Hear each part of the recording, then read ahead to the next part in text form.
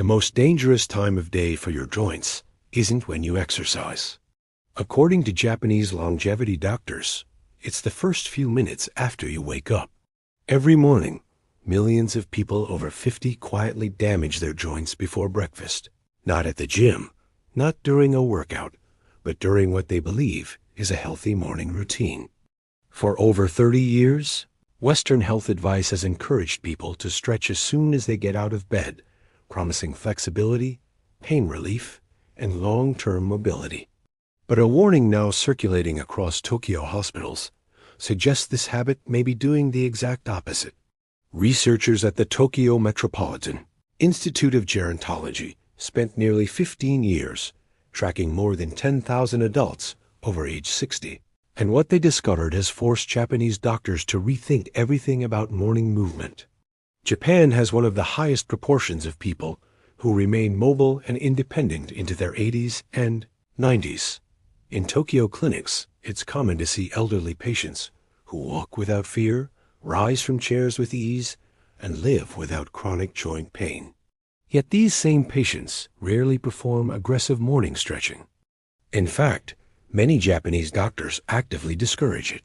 The reason lies in what happens inside your body while you sleep.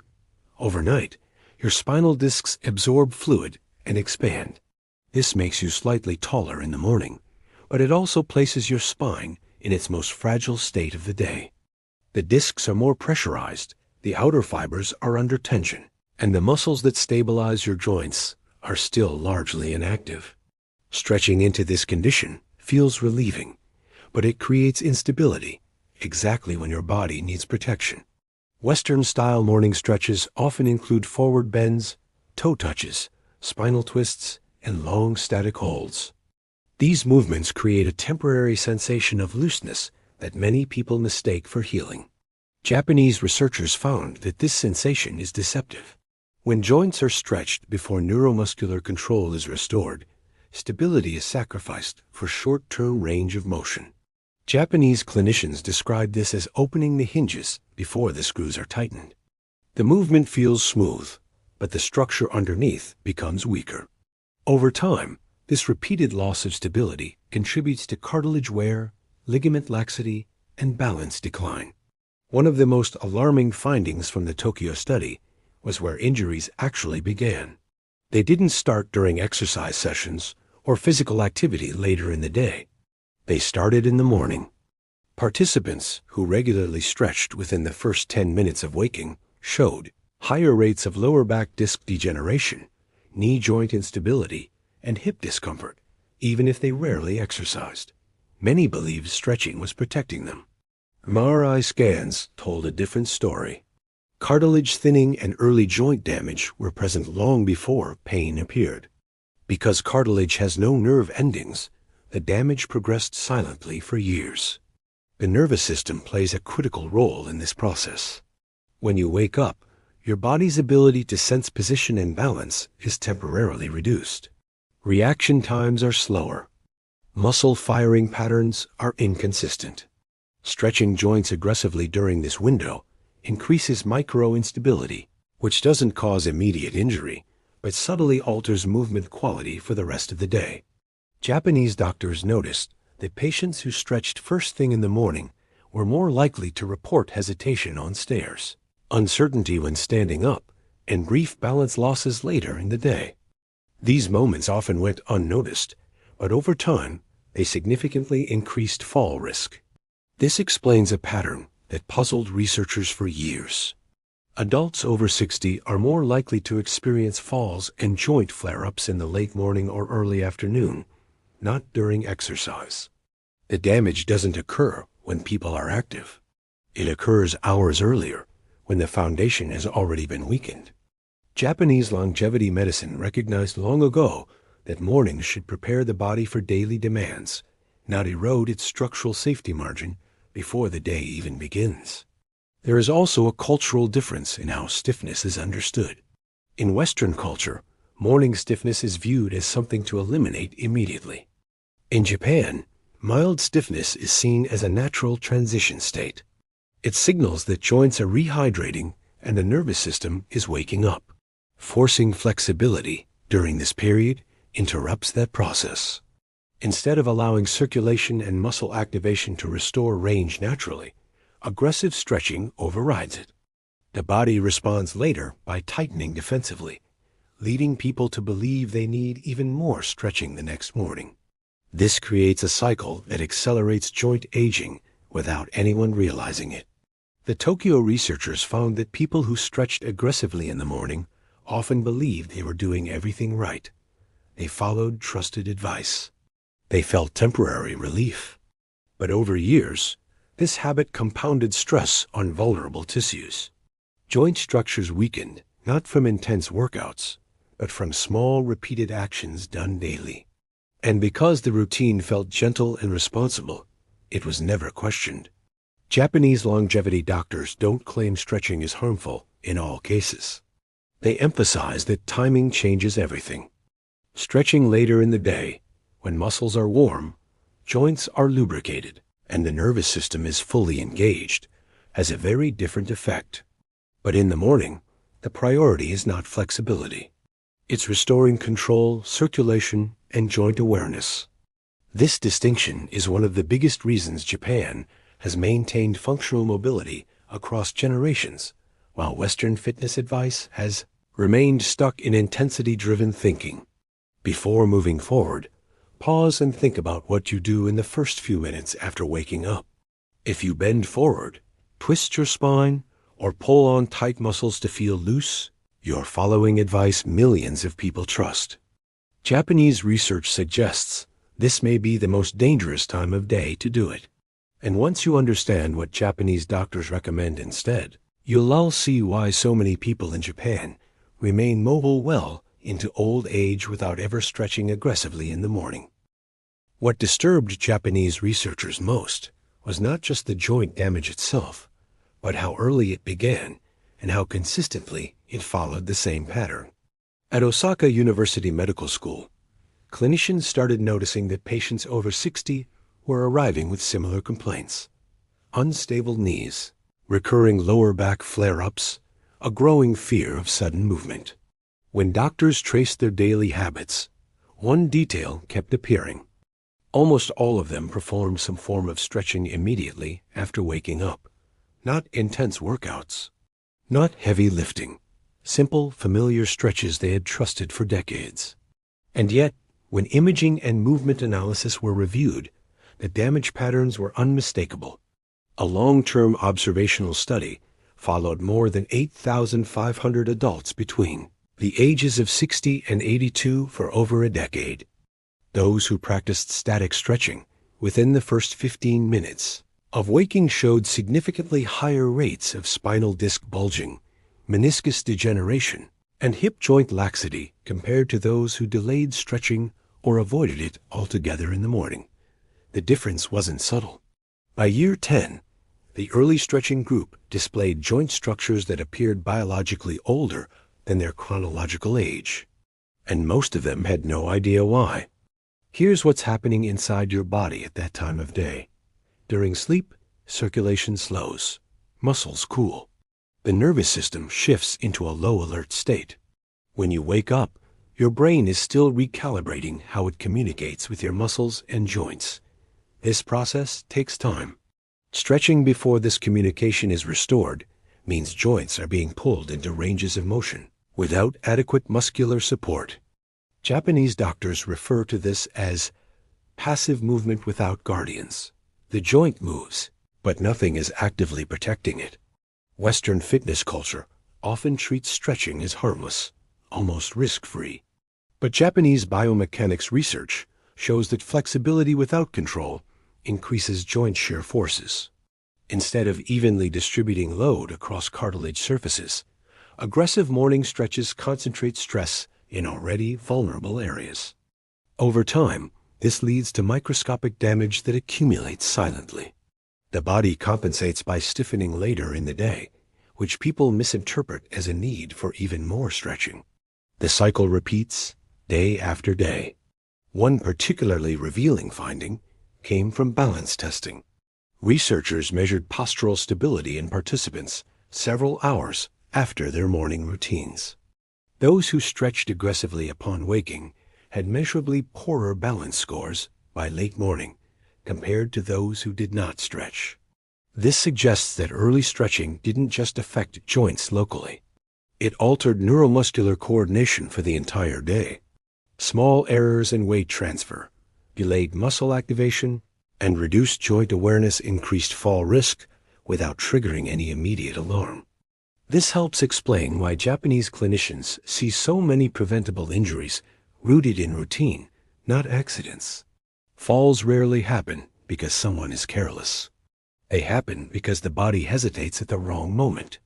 A slight delay stepping off a curb. A knee that doesn't fully trust itself on stairs. A moment of instability when standing up. These events are often blamed on age. Japanese longevity science points to something else: preparation. In Western thinking, preparation means warming up tissues through stretching. In Japanese medicine, preparation means restoring communication. Before joints are asked to move deeply, the brain must first regain precise control over them. This is why traditional Japanese morning practices avoid long holds and end-range stretching. Instead, they emphasize small, rhythmic movements that reintroduce motion without destabilizing the joint capsule. The goal is not to lengthen tissue, but to remind the nervous system how to manage it. Another overlooked factor is inflammation. When joints are stressed in a vulnerable state, the body responds with low-grade inflammation. It may not cause pain, but it changes tissue behavior. Cartilage becomes less resilient. Ligaments lose their spring-like quality. Over months and years, this creates a joint that moves more freely but supports less load. Japanese doctors often say, too much freedom without strength is weakness in disguise. Patients are often surprised when told that their morning stretches may be contributing to their discomfort. Many insist they feel better immediately afterward. Japanese clinicians acknowledge this. Stretching triggers sensory receptors that create a temporary sense of relief. But relief is not the same as repair. In fact, repeated relief without restoration of control teaches the body to rely on passive range instead of active stability. This is one reason why people feel looser yet less confident as they age. The Osaka researchers also compared cultural habits. In Japan, older adults rarely stretch first thing in the morning. They clean, prepare tea, walk slowly, or perform light rhythmic movements. These activities gently increase circulation and activate stabilizing muscles without forcing joints into vulnerable positions. By the time any stretching occurs later in the day, tissues are warm, joints are lubricated, and the nervous system is fully engaged. Stretching becomes supportive instead of destructive. This contrast highlights a deeper philosophical difference. Western fitness advice often prioritizes how movement feels. Japanese longevity medicine prioritizes what movement preserves. Feeling loose is not the goal. Remaining functional is. Japanese doctors measure success not by flexibility tests, but by independence markers: balance, walking confidence, ability to rise from the floor, and absence of fear. Perhaps the most unsettling insight from the research is how invisible the damage can be.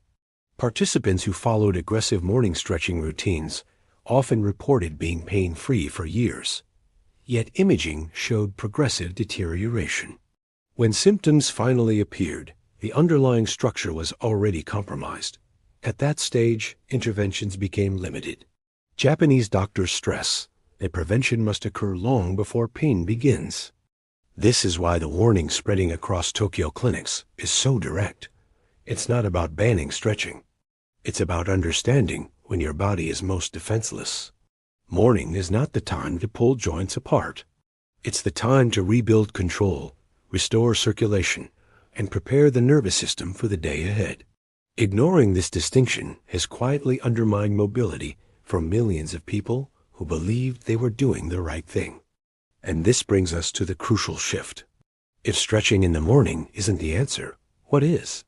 Japanese longevity doctors don't leave this question open.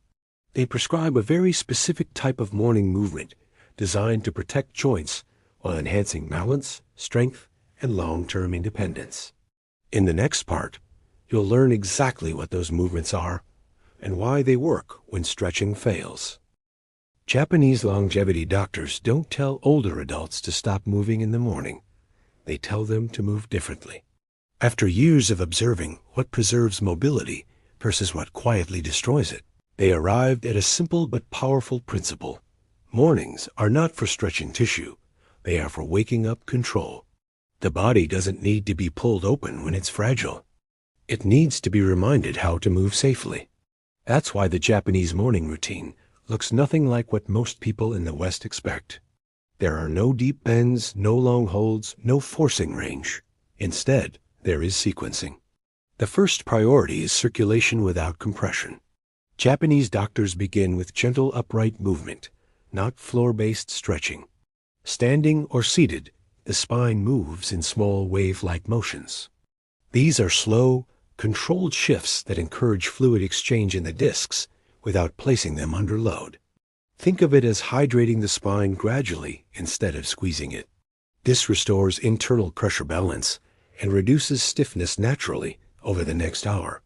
People who adopt this approach often report something unexpected. They feel less stiff later in the morning, even though they didn't stretch. The second priority is joint signaling. Instead of stretching muscles, Japanese clinicians emphasize slow joint rotations within pain-free ranges. Ankles rotate gently to re-establish balance awareness. Knees move through small arcs to reintroduce coordination, not depth. Hips circle slowly to wake up stabilizers that protect the spine. Shoulders roll with control, not force. These movements communicate safety to the nervous system. When joints feel safe, muscles engage appropriately. When muscles engage, joints stabilize. This is the opposite of passive stretching, which tells the nervous system that stability is optional. The third priority is functional activation. Japanese doctors focus on movements that directly support independence, especially after age 60. One of the most important is controlled sit-to-stand practice. Rising from a chair and sitting back down slowly activates the exact muscle groups responsible for balance, walking confidence, and fall prevention. This movement trains coordination between the hips, knees, core, and feet. It also challenges the nervous system in a way stretching never does. Studies consistently show that the ability to stand up from a seated position without using the hands is one of the strongest predictors of long-term independence. What makes this approach so effective is that it respects how the body actually ages. Aging isn't the loss of flexibility. It's the loss of control.